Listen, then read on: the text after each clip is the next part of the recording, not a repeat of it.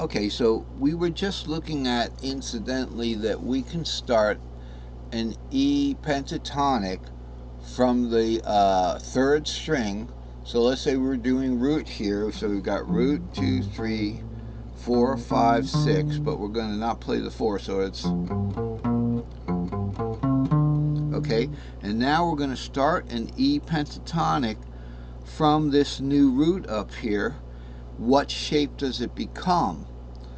So I can tell by inspection, we just do that E pentatonic, it goes to D shape.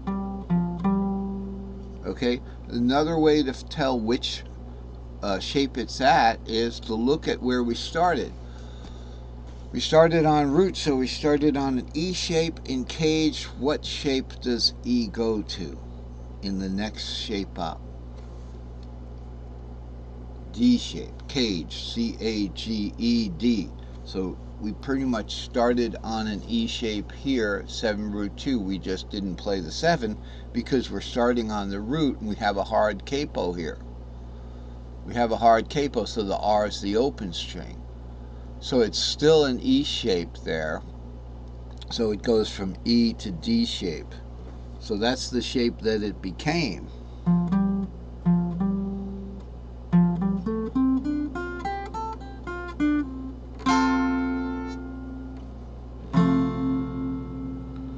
So it's important to know that long patterns will take you into the next cage shape. The tuning warp will take you into the next cage shape. Okay, if you're doing a shape that's already been affected by the tuning warp from the get-go, that could also happen, but we're not going to go there. So let's say we want to play our diatonic root 2, 3, 4, 5, 6, 7, root 2, 3, 4, 5, 6, 7, root 2, 3, 4. Now why do we hit this 4 up here? Because if we're in a D shape here, our tripentatonic is going to be D, G, A. And we're going to have a G-shaped fourth, which would be a G-shaped F. That's why that up here we're going to see a G-shaped F. That's why we're going to see the B flat there. Okay, so let's say we started here with the E. Okay, that's going to be our fourth up there. Sorry, we're not playing the C there. We're playing a E-shaped F here. So here's our root up here. Okay. So the fourth of that is going to be a B flat. It's going to be a G-shaped B flat.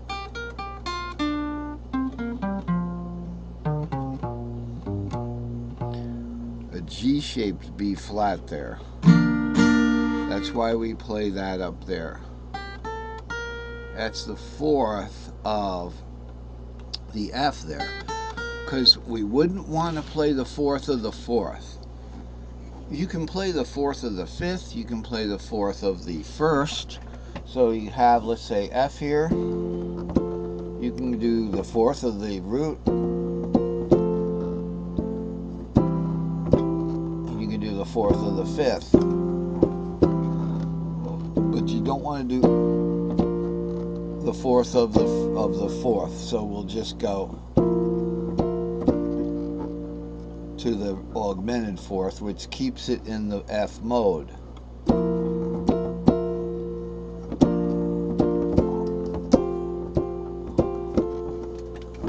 Okay, so you don't want to do the fourth of the fourth, or it's just going to start to sound like a circle of fourths, which there are songs that do that. And everything's good in music if it's done well. If it's done well. Okay, so let's zoom out here and take a look at the chart here and see what we have. We have a tripentatonic fretboard up here. Okay, where we have cage, C-A-G-E-D, C-A-G-E-D. The labeling is just where I could get it. Okay, so as you know, in any CAGED right here, CAGED, you know that we have our boxes here. So we have the C box here, of course. Then we have an A box here. But these are tripentatonic boxes here. We have our G box here. We have our E box here. And we have our D box here. Okay, so that's the cage relationship with the sharing of notes there. And you can look at them as individual string shapes are all of the bottom string notes of those cages here. So the C string shape is 3, 4, 5, the A string shape is 5, 6, the G string shape is 6, 7 root, the E string shape 7 root 2, and the D string shapes 2, 3, 4. So that's where the string shapes come from. And they're listed right here. And the wonderful thing about the string shape modularization of the bottom string of the cage, the tripentatonic cages.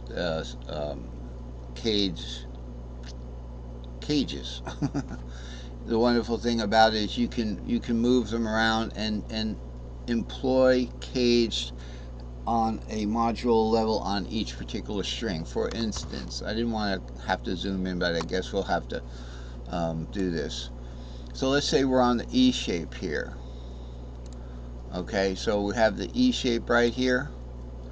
We can employ caged, we can employ everything on this particular shape here.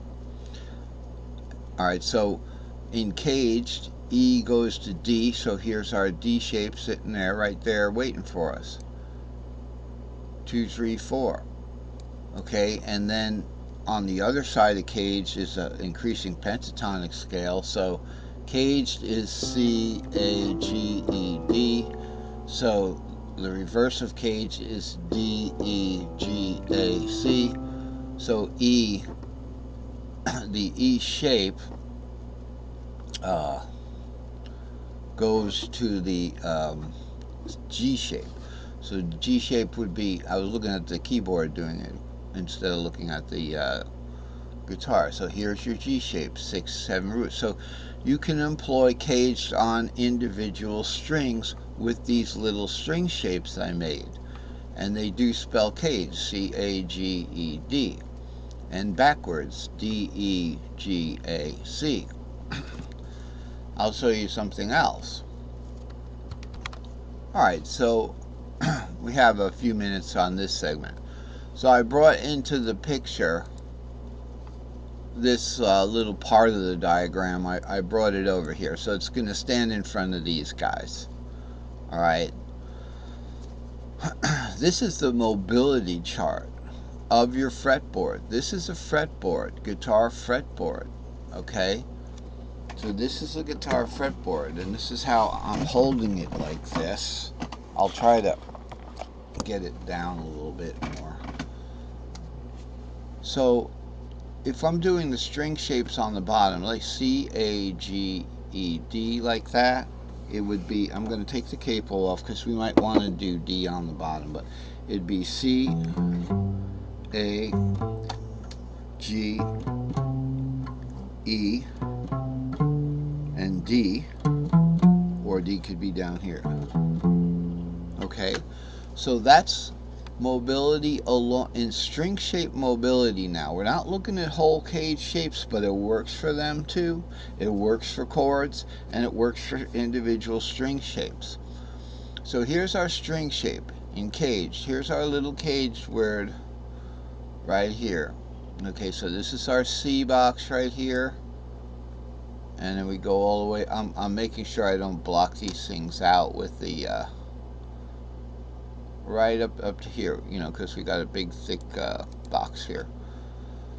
So here's our little cage word here, string shape, and they go in fifths going this way. Now what does that mean?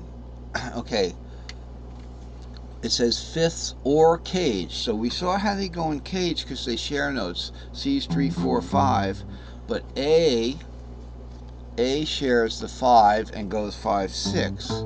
Okay, and then G shares the 6 with A and goes 6, 7 root. But if it's going in fifths, what's the fifth of C?